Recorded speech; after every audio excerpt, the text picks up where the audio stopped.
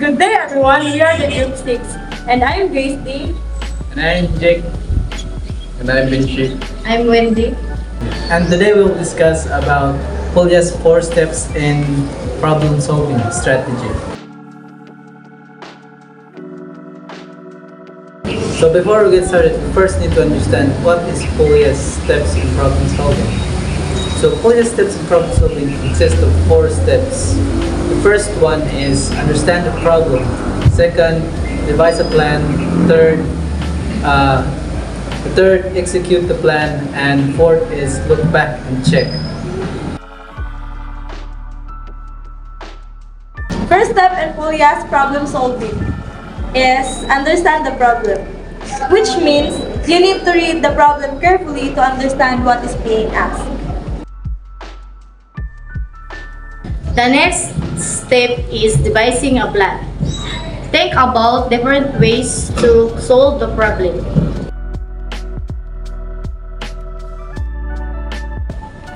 After dividing the plan, you can then move on to the next step, which is to execute the plan. After we execute the plan, we can then move on to Polya's final step, which is look back and check. This ensures that the solution makes sense and answers the problem.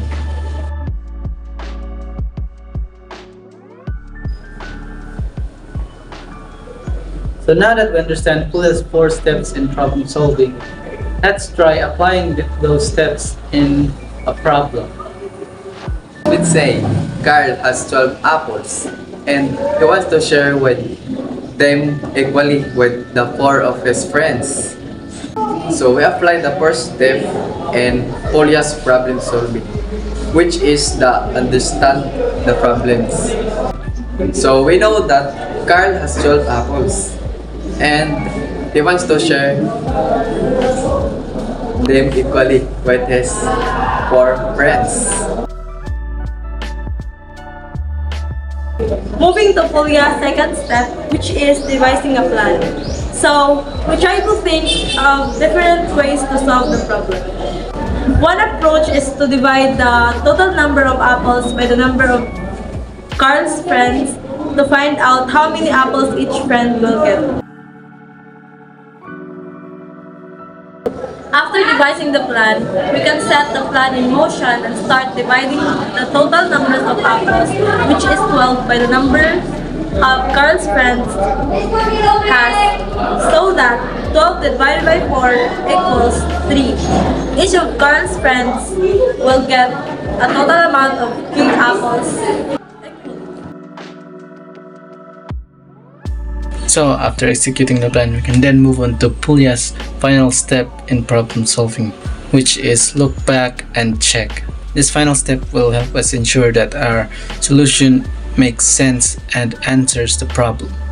We can check it by multiplying 4, which is the number of Carl's friends, by 3, which is the answer that we got from the previous solution. And then its result will be 12, which is the amount of apples Carl currently has. And now that ends our discussion for this video. We hope you learned a lot about